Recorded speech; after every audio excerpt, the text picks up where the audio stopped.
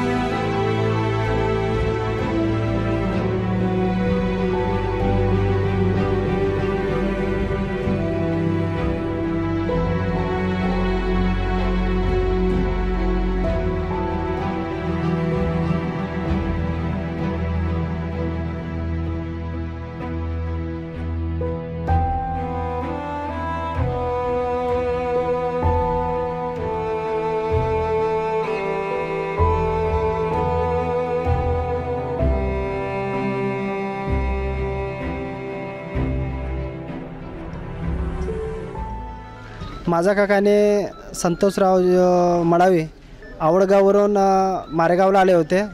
पोळाचा सण असल्यामुळे ते बाजाराकरिता आले होते आणि मारेगाववरून आवळगावला परत जात असताना बोटणीवरून ऑटो येत होता आणि रॉंग साईडला येऊन धडक दिल्यामुळे दोघे घटनास्थळीच मृत्यू झाला। ऑटो चालकांना कारवाई झालं पाहिजे आणि मृत व्यक्तींना न्याय मिळाला पाहिजे। पोळ्याच्या बाजार करता बैलाला साथ घेण्याकरता मारेगावला आले होते आणि दोघंही जण त्या ठिकाणी गाडीने परत जात असताना रांग साईडवर ऑटो येऊन धडकला आणि जागीच त्यांना मारला गेला।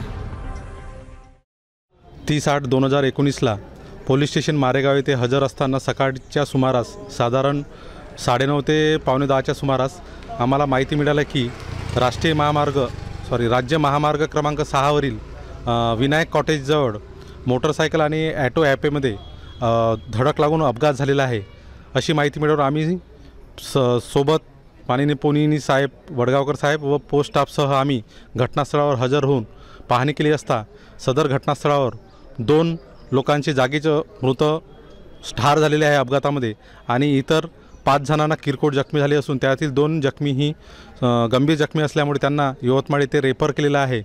सदर माहितीवरून आम्ही पोलीस स्टेशन मारेगाव येथे अपराध नंबर 255/19 कलम 279, 337, 338, 304 भादवीप्रमाणे ॲटो चालकावर गुन्हा दाखल केलेला आहे। पुढील तपास सुरू असून सदर मृतदेहकाचा इनकेस पंचनामा ग्रामीण रुग्णालय मारेगाव येथे करण्यात आलेला आहे व पुढील योग्य ती कारवाई करण्यात येत आहे।